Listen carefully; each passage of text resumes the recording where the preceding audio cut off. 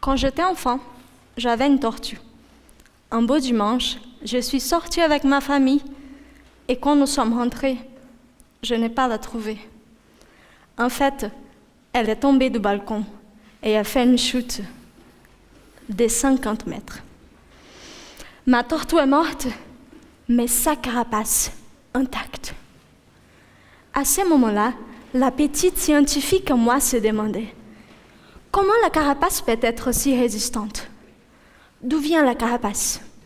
La carapace est une partie du squelette des tortues. Nous, les humains, avons les côtes ici, entre les bras et les jambes. Les tortues ont leurs côtes au dos. Leurs côtes sont plus larges, ils sont liés avec une plaque d'environ 60 os. Même si ça fait plus difficile de marcher avec, la carapace offre une merveilleuse protection.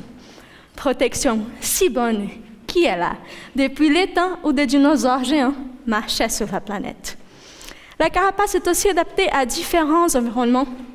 Par exemple, les tortues terrestres des Seychelles ont une grande et lourde carapace. Les tortues marines ont une carapace plus fine et légère qui leur permet de nager plus facilement.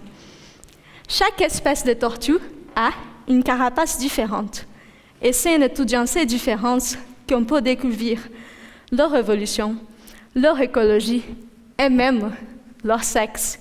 Plus, en sachant quelles sont les variations et adaptations des tortues vivantes, on comprend les tortues du passé.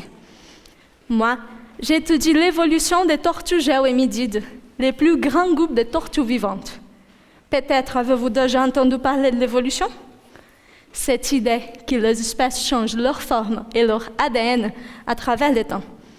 Dans ma thèse, j'ai examiné 400 carapaces de tortues, des tortues fossiles du Vietnam de 34 millions d'années, aux tortues actuelles de l'Amazonie.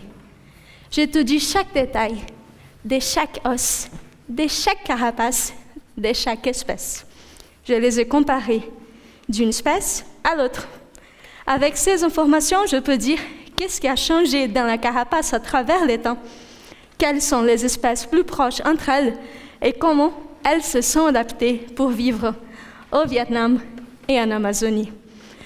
Pour moi, le plus incroyable, c'est de voir qu'après 200 millions d'années d'évolution, la carapace des tortues n'a pas beaucoup changé.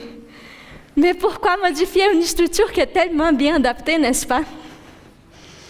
Jean de La Fontaine n'avait-il pas raison? Chez les tortues, rien ne sert de courir, il faut partir à point.